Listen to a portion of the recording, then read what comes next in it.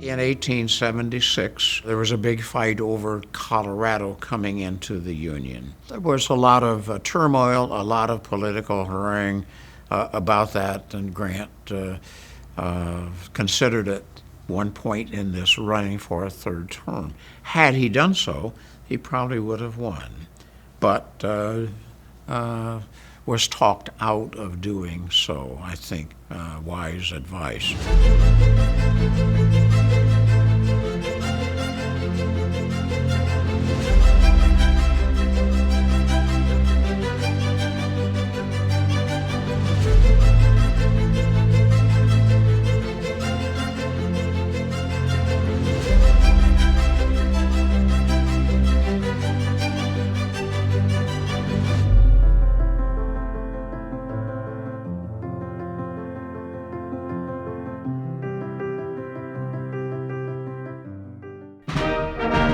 In the 1880s, he and Julia took a 2.5-year trip around the world, and he was honored and celebrated around the world. He went to Asia, he went to Africa, he went to all over Europe, and he became a national and international figure of respect and adulation.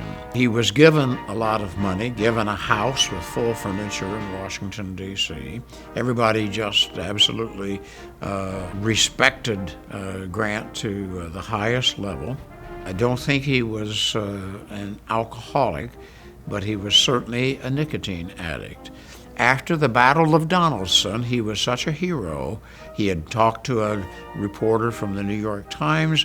They asked him about his personal habits. Do you drink? And he said, no, just minor amounts. Do you smoke? Yes, I smoke a pipe. But he said, well, do you like cigars? And he said, oh, yes, I like cigars very much. And he got over 10,000 cigars. For the rest of his life, he was a chain smoker of cigars. And as a result of all of that, he developed cancer of the throat. Lost his money through poor investments, even money that was given to him, loaned to him. All of his ventures fell through, so he was without money. And he was concerned about his family, about his wife.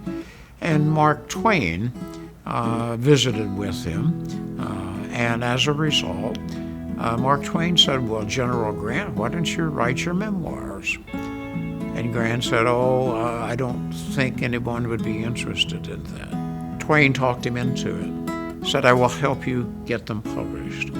And from 1881 to 1885, suffering terribly from throat cancer, Grant labored his way through the writing of his memoirs. 2 volumes. And it sold, with Mark Twain developing all of the advertising and the promotion, it sold handsomely. And he made enough money that Julia ended up with about the equivalent of $2 million today. And that she lived on for the rest of her life, a very long life. But Ulysses S. Grant, when he died in 1885, they built a tomb for him. And Grant's tomb in New York City was the largest tomb in world history. And it is today one of the most visited places in America.